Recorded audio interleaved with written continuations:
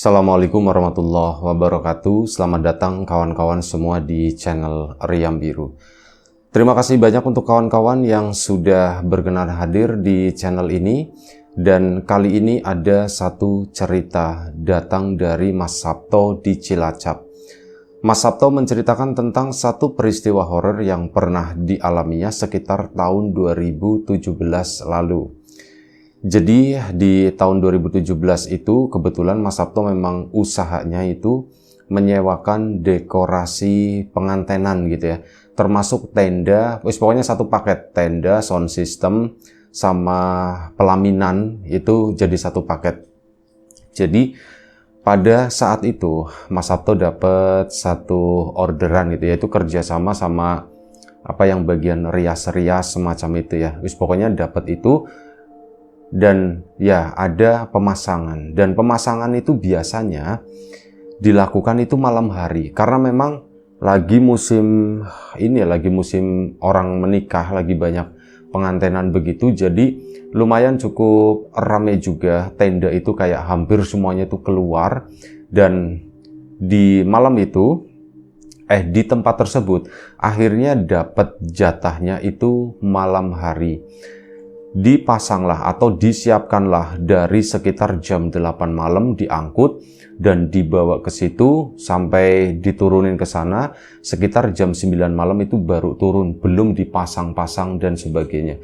Nah, ini mulai dikerjakan sama timnya Mas Sabto sendiri itu sampai kurang lebih sekitar jam 11 malam. Setelah jam 11 malam terpasang, mereka itu istirahat dulu kan, santai-santai dulu. Dan di situ sebelumnya Mas Sabto itu tahu ini pengantin perempuannya itu seperti ini gitu. Karena apa? Ada foto atau banner yang perlu dicetak juga waktu itu, dan sebelumnya memang udah dipersiapkan. Jadi udah melihat calon pengantin laki-laki sama calon perempuannya itu seperti apa. Nah, ini Mas Sabto kan duduk-duduk di atas panggung ya, di atas panggung pelaminan. Di situ beberapa timnya tuh ya nyebar gitu, sama ada beberapa anggota keluarga dari yang punya hajatan tersebut.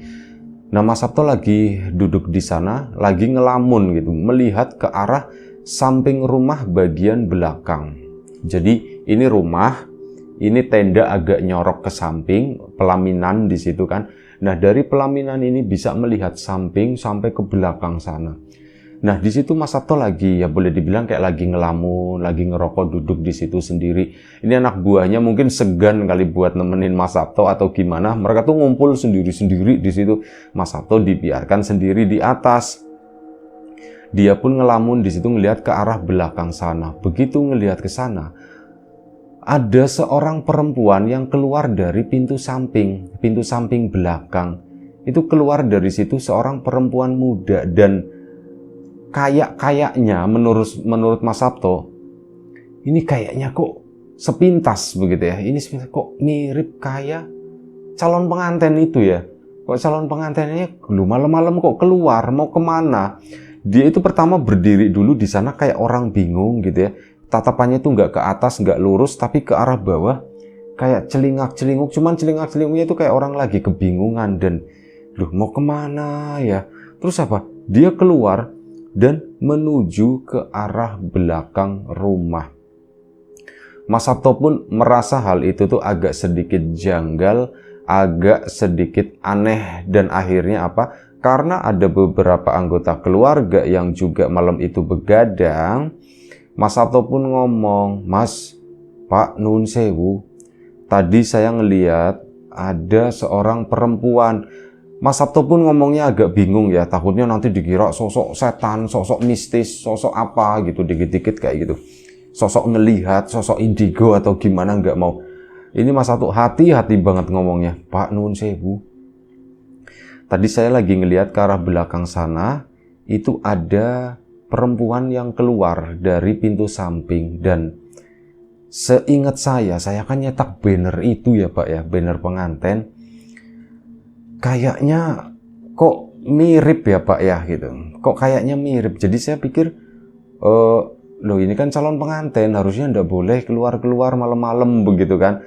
Barangkali bener Pak, tapi saya tuh ngelihat dengan jelas dia tuh ke arah belakang sana. eh ya saya mending tak omongin ke keluarganya gitu. Akhirnya apa? Keluarganya kan pada bangun, di mana Mas, di mana? Ke situ, ke situ, ke situ. Akhirnya dicari sama anggota keluarganya tersebut, dan di belakang rumah itu tuh memang masih kebun gitu dan lumayan cukup gelap. Ada penerangan tapi di bagian belakang rumah ya ke arah kebun sana itu cuman samar-samar begitu doang. Nah, perempuan yang dilihat oleh Mas Sabto tadi ini tuh pakai kaos warnanya putih, lengan panjang, bawahnya itu ya kayak pakai celana biasa lah. Pokoknya pakainya celana panjang, atasnya tuh pakai kaos putih itu tadi. Nah, ini kan lumayan cukup kontras ya, warnanya kelihatan di kegelapan. Itu menuju ke arah belakang sana. Ini Mas Sabto sama anak buahnya akhirnya pada ikut semua ke sana, tapi jangan bikin keributan. Jangan bikin keributan, nanti gaduh atau heboh gitu. Akhirnya ke sana dicariin. Ya pertama nggak ada satupun yang melihat, tapi di situ untungnya Mas Sabto itu udah ngerasa nggak enak. Aduh, aku pasti ini dikiranya tuh ngarang-ngarang nih. Pasti dikiranya ngarang-ngarang, kata si Mas Sabto ya. Cuman ada satu anggota keluarga yang memang melihat ada seorang perempuan namanya Mbak Nuning ya. Nah, ini mirip, memang sepintas itu mirip dari bentuk kepala, rambut, pundak kayak gitu. Ini makanya kaos putih, ini sedang menuju ke arah kebun sana, ke arah belakang, makin masuk. Itu tuh kayaknya tadi ada. Lumayan gembrengseng di situ kan. Mana. Itu di sana tadi ke sana. Akhirnya dicariin gitu sama warga, ambil senter dipleterin, bukan sama warga, sama keluarganya. Nah, ini dibantu sama anak buahnya Mas Sabto. Nyariin di sekitaran situ nggak ketemu sama sekali, sampai itu tadi keributan itu kan bocor sampai ke dalam rumah. Dan di dalam rumah mungkin ada yang belum tidur juga. Mereka mendengar itu di belakang kayak banyak orang sih, ada apa gitu kan, penasaran. Pas dilongok di depan itu nggak ada siapa-siapa. Akhirnya si orang tersebut kan ngelongok ke arah belakang. Begitu ngelongok ke arah belakang, ternyata emang bener ada cahaya senter itu. Ini lagi pada ngapain sih? Akhirnya cerita, ini tadi Sabto kayak ngeliat Nuning gitu. Hah? Nuning keluar? Iya, kayak sepertinya gitu ya, sepertinya. Saya juga enggak terlalu jelas. Sebentar. Si ibu-ibu itu akhirnya masuk ke dalam lagi ke sana, dan Mbak Nuning itu lagi tidur di kamar. Keluar lagi kan. Anu Mas, orang Nuningnya tidur di kamar gitu. Lah, berarti bukan gitu. Bukan, terus siapa? Cuman kan itu tadi dikuatkan sama salah satu anggota keluarganya yang melihat juga. Yang melihat itu 2 orang, bukan salah satu ya, tapi 2 orang. Kayak gitu, akhirnya apa? Ini kan dipanggil lagi, udah sini. Begitu ngumpul di belakang, ini kan ada teriakan tadi, ya beberapa orang ikut terbangun, makin rame lah malam itu. Dan akhirnya itu tadi, Nuning itu tidur di kamar gitu kan. Dipastikan ke sana, memang bener Mbak Nuning itu lagi tertidur. Ya, ini orang-orang ini terus tadi siapa ya? Ya saya juga enggak tahu. Saya juga ngelihat gitu ya, kata keluarga. Iya Mbak, saya juga ngelihat. Ini juga ngelihat ada 2 orang pokoknya yang ngelihat di situ, udah balik lagi ke sana. Mas Sabto pun ke depan sama anak buahnya. Ya ngobrol-ngobrol seperti itulah, dihubung-hubungkan dengan sesuatu yang mistis-mistis. Ya Mas Sabto cuma ngedengerin, dan waktu itu mau pulang gitu kan. Hampir saja mau pulang, udah kayak lagi siap-siap. Tiba-tiba ibu-ibu itu ibunya mempelai wanita. Nah, si ibu tadi keluar dari dalam rumah. Ngasih tahu ini yang masih kerabat yang ada di teras itu, kalau ada yang aneh, katanya begitu. Loh, aneh kenapa Mak? Nuning kakinya kotor, katanya. Hah? Kakinya kotor? Akhirnya dicek kan ke sana kan. Ke situ dicek, Mbak Nuningnya itu memang lagi posisi tidurnya itu miring pakai selimut. Cuman kakinya itu kelihatan, dan kakinya itu ya memang kotor beneran. Kayak orang habis keluar ke kebun tapi ndak pakai sendal kayak gitu, berdebu. Tanahnya kebetulan lagi kering gitu, jadi berdebu. Itu lumayan tebel debunya, itu kayak bukan orang yang habis cuci kaki atau dari tadi cuman di dalam rumah, itu bukan. Ini kayak orang bener-bener main ke kebun. tuh kan kakinya liatin, iya ya mak ya, kok begitu. Akhirnya apa, dibangunin kan Mbak Nuning, Ning bangun Ning, bangun. Mbak Nuning pun bangun. Iya mak, kenapa mak? Ning, kamu nggak cuci kaki? Cuci kaki mak, kata si Mbak Nuning. Emang kenapa? Mbak Nuning pun bingung, loh mak kok kakiku kotor seperti ini? Yo mak juga ndak tahu Ning, katanya.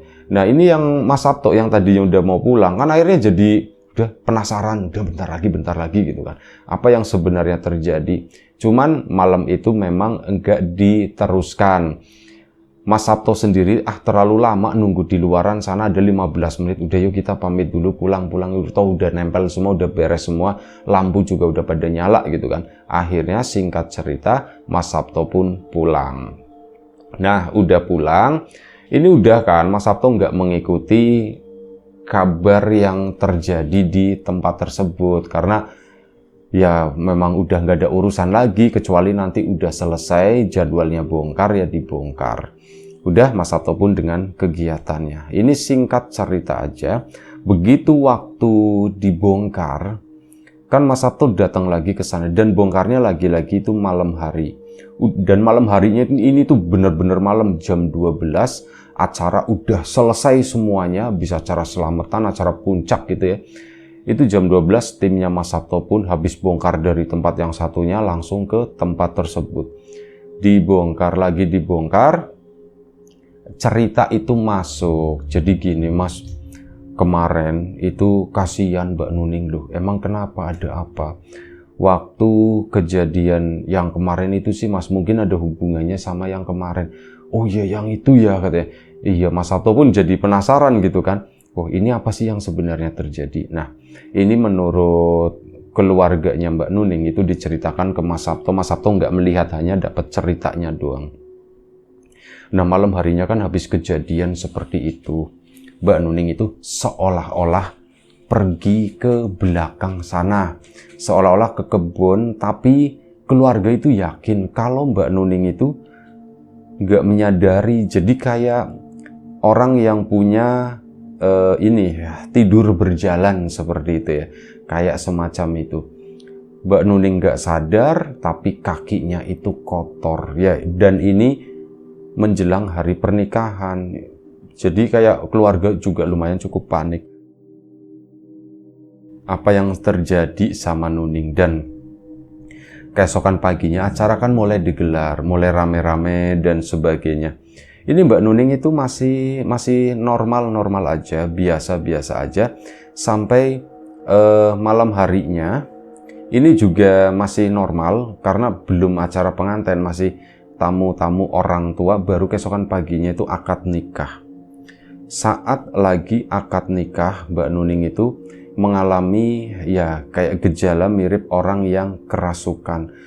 Dari pagi diriasin itu mesem-mesem sendiri di depan kaca, terus nanti ketawa-ketawa sendiri, nangis sih enggak, cuman mesem ketawa. Ini tuh aneh gitu ya. Sampai yang ngerias itu pun dukun pengantinnya itu nanya, Mbak kenapa Mbak? Kok kayaknya seneng banget Mbak? Itu diem aja, nggak menjawab apapun. Ditanya bener-bener nggak bisa diajak ngomong. Tapi kalau disuruh Mbak kesini gitu ya, Mbak merem atau apa, itu nurut. Tapi itu kalau begitu ditanyain sesuatu, dia itu akan diem aja. Nah ini si dukun pengantinnya kan akhirnya laporan ke keluarganya, Bu, pengantinnya begini Bu. Ya si dukun pengantinnya berusaha ikut membantu juga ya dengan caranya, tapi tidak berhasil. Dan akhirnya apa? Akad nikah pun dilakukan. Begitu akad nikah dilakukan, si Mbak Nuning kan masih di kamar ya. Ini lagi proses akad nikah.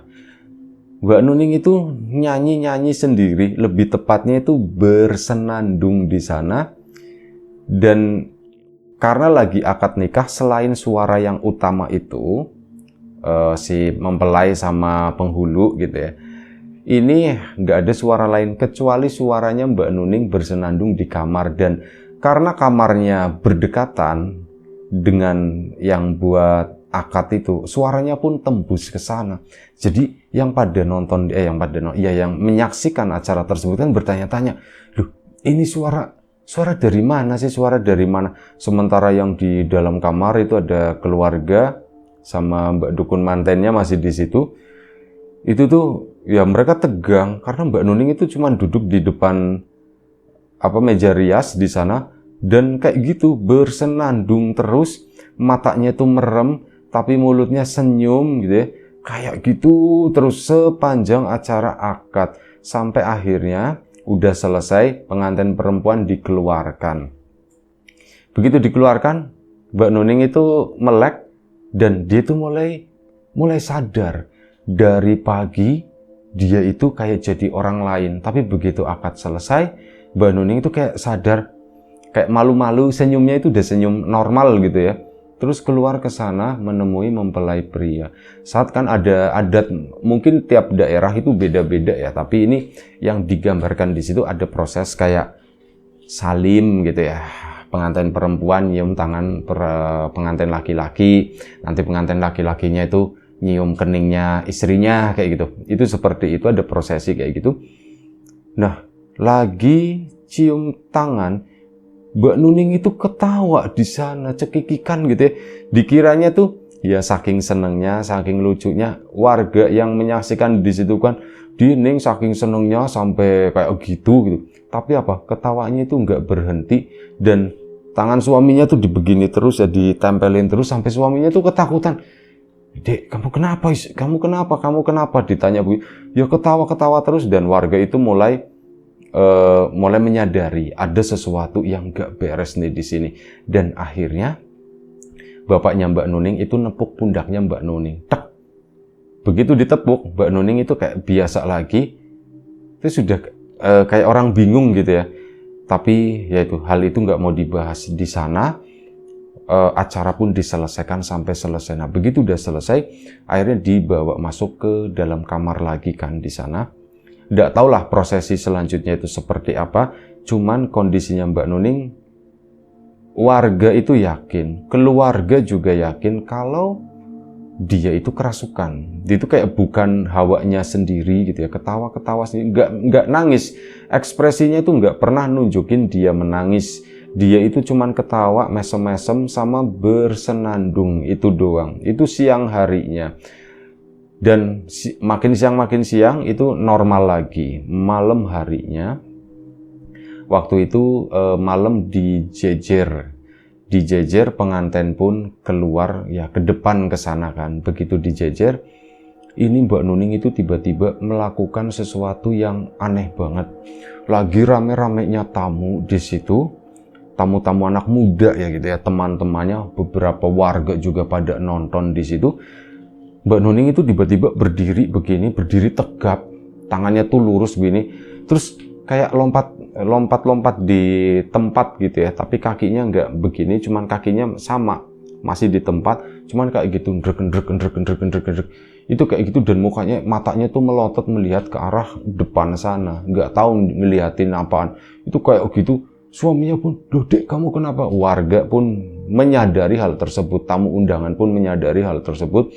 Akhirnya ya Mbak Nuning dievakuasi ke dalam sana. Ribut, rame Mas, kata si yang menceritakan ini ya.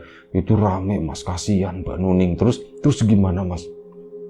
Ya sudah, di situ ditolongin, saya nggak tahu yang nolongin siapa. Intinya Mbak Nuning pun udah kembali normal gitu ya. Kurang lebih sempat break sekitar setengah jam. Akhirnya Mbak Nuning pun bisa, dia udah sadar, dia itu bisa naik pelaminan lagi. Nah, begitu naik pelaminan Mas, ada sesuatu yang terjadi lagi. Ya dikiranya warga itu memang udah penasaran ya, sebelumnya itu udah ada kejadian, jadi warga pun sengaja nongkrongin di sana kayak ngeliatin pengantinnya ini apalagi kayak gitu. Nah, ditungguin di situ, bener aja mungkin sekitar jam 9 lewat lah, udah lumayan cukup malam ya. Ini tiba-tiba lagi-lagi Mbak Nuning itu berdiri. Nah, suaminya itu begitu ada aksi begitu kan udah siap tanggap gitu ya. Ini kenapa lagi nih? Suaminya pun ikut berdiri. Nah, Mbak Nuning itu apa? Baju depannya ini dibrel katanya. Panas aku. Bilangnya begitu. Katanya tuh kayak kegerahan, ya langsung dipegangin lah gitu ya, nggak mau suaminya itu dibuka-buka, lalu dipegangin, tolong ini diangkatin, itu mau aku panas, bilangnya seperti itu, aku panas, akhirnya dibawa masuk. Nah setelah itu ya sudah, itu nggak dikeluarkan lagi, ditenangin lah intinya, sampai malam itu juga setelah jejer, nggak tahu apa yang ya urusannya sama suaminya gitu di kamar. Intinya apa? Jam 1 pagi mas. Jam 1 pagi, ini anak-anak juga udah pada, ya ada beberapa masih melek ya, tapi di depan, di area belakang dapur sana juga, orangnya itu nggak tahu ada orang atau enggak. Tapi yang jelas jam 1 pagi, suaminya itu tiba-tiba keluar, kayak orang bingung, kenapa mas nyariin siapa gitu kan. Aku nyariin Nuning kemana ya? Loh, kemana mas? Nggak ada mas, nggak lewat ke sini. Oh, balik lagi ke situ kan. Nah ini kan keluarga memang udah nggak ada sesuatu yang nggak beres. Akhirnya itu mas dicariin dari dalam sampai depan, pokoknya di rumah itu nggak ada sama sekali. Rame lagi kan waktu itu mas. Jangan-jangan ke belakang seperti yang kejadian yang seperti yang sampean lihat pas awal itu loh mas. Terus gimana? Akhirnya sudah. Kami pun sekeluarga dibantu sama beberapa warga yang lagi begadangan di situ, nyari semuanya ke belakang sana. Nah, begitu di belakang, Mbak Nuning itu ketemu.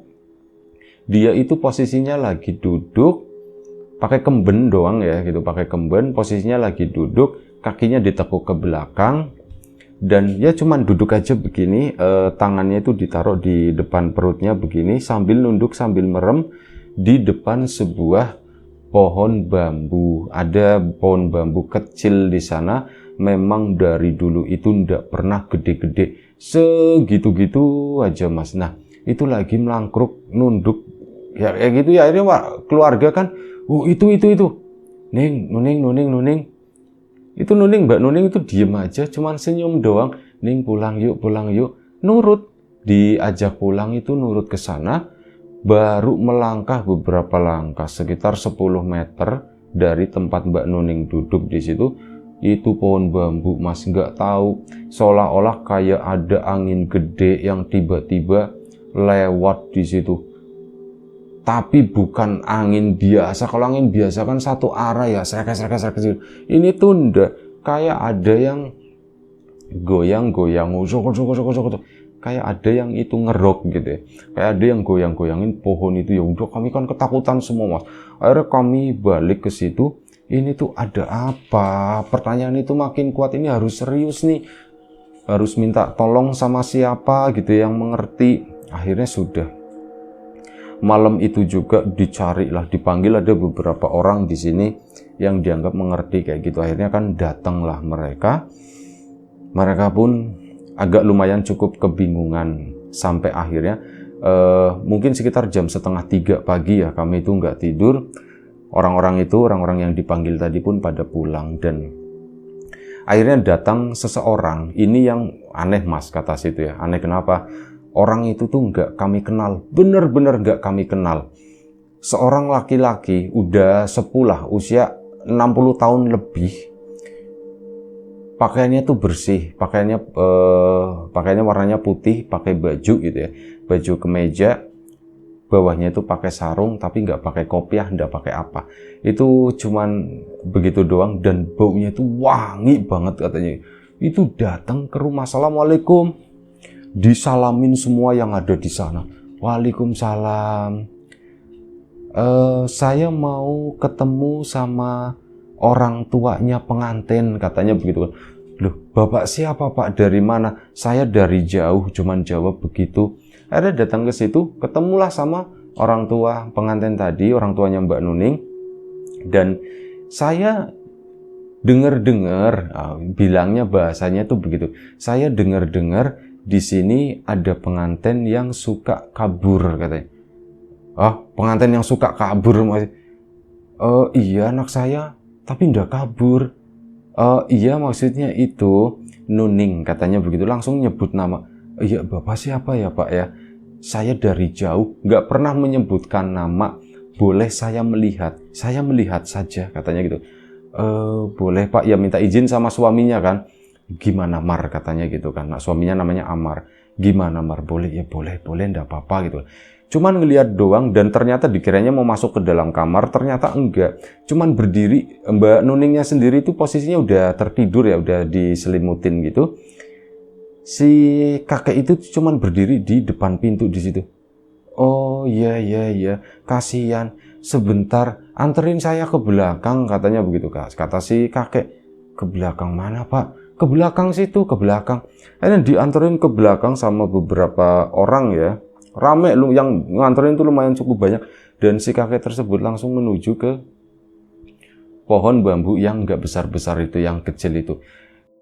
Saat di situ si kakek itu cuman berdiri, kayak cuman ngomong, kayak ngobrol sesuatu, ngobrol dengan seseorang yang nggak kelihatan gitu. Dan mungkin nggak lama, sekitar 2-3 menit, si kakek itu pun balik lagi. Udah ndak apa-apa, katanya begitu. Udah ndak apa-apa, Nuning udah sembuh, kata si kakek. Loh, Mbah kok bisa ngerti begitu kan? Ya wis pokoknya, katanya. Mbah, sampean pulangnya kemana gitu kan? Saya dari jauh. Jawabnya tuh kalau ditanya dari mana, saya dari jauh. Kalau ditanya, Mbah, namanya sinten gitu, namanya siapa Mbah? Lah wis pokoknya saya itu dari sana, orang sana. Itu cuman begitu, nggak pernah menjawab namanya siapa, datangnya dari mana atau apa. Setelah itu, yo wis, saya permisi dulu, kata si Mbah dulu. Mbah, mau dianterin dong? Nggak usah. Loh kenapa Mbah? Itu malam-malam aku bisa lebih cepat, kata si Mbahnya itu begitu. Bisa lebih cepat. Sakti gitu pikirnya yang ada di sana. Ini orang sakti. Kayak gitu. Diliatin, ya jalan aja ke sana, bukannya menghilang atau apa, enggak. Diliatin menjauh ke sana. Udah nggak kelihatan kan. Sampai akhirnya apa? Susulin. Ada yang penasaran, ada yang iseng nyalain motor ngerer ke sana. Ditengokin, si kakek tersebut itu udah hilang, nggak tahu kemana. Mungkin bisa jadi ngambil rute yang lain, meskipun di situ satu-satunya jalan gitu ya. Kalaupun ada jalan lain, ya itu jalan-jalan pintas, nembus-nembus kebun lah. Nah ini tuh nggak kelihatan sama sekali, nggak ada bekasnya, nggak ada jejaknya atau apa. Sampai keluarganya Mbak Nuning itu juga bingung, ini kakek tuh sebenarnya siapa sih? Siapa itu? Itu orang atau bukan gitu. Minimal menjawab pertanyaan itu pun masih ragu.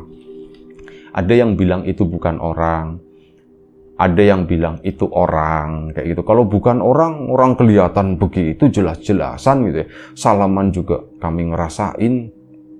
Terus ya kalau yang dibilang orang kok terlalu aneh untuk sekelas orang, katanya begitu. Akhirnya sudah. Dan alhamdulillah sampai keesokan paginya memang benar Mbak Nuning itu sembuh. Ya akhirnya apa? Cerita itu kan jadi menghangat lagi Mas. Sampai akhirnya sampean datang nih gitu kan. Ya sudah, ini tak ceritain itu begini. Nggak tahu itu siapa, orang itu tuh siapa. Berarti secara nggak langsung sampean yang pertama ngelihat ya Mas ya. Iya, saya yang nggak sengaja ngelihat pas lagi ngeliatin ke sana. Ini teman-temanku nggak ada yang nemenin di sini, aku ngelamun ke situ, ngeliatin loh, kok ada yang keluar gitu ya. Ya wis lah, syukur alhamdulillah kalau nggak terjadi apa-apa. Akhirnya tenda pun dibongkar dan akhirnya pulanglah tim tersebut gitu ya. Baik, itu aja cerita kali ini. Terima kasih banyak kawan-kawan semua atas support dan dukungannya apapun itu. Kawan-kawan subscriber, kawan-kawan membership, kawan-kawan yang udah kasih support dalam bentuk super thanks ke Riam Biru, terima kasih banyak. Kawan-kawan yang udah ngasih like, udah nge-share ke yang lainnya, kawan-kawan yang udah ninggalin komentar juga, terima kasih banyak. Kawan-kawan yang udah ngasih like, udah nge-share ke yang lainnya, kawan-kawan yang lupa, udah ngasih like, udah nge-share ke yang lainnya, udah ninggalin komentar juga, terima kasih banyak. Doa terbaik dari kami untuk kawan-kawan semua, semoga selalu diberi kemudahan dalam hal apapun, termasuk kemudahan dalam hal rizki, yang sakit segera diberi kesembuhan, yang sehat tetap dijaga kesehatannya. Sampai jumpa di episode selanjutnya Riam Biru, jaga kesehatan kawan-kawan semuanya. Sekali lagi terima kasih banyak. Assalamualaikum warahmatullahi wabarakatuh.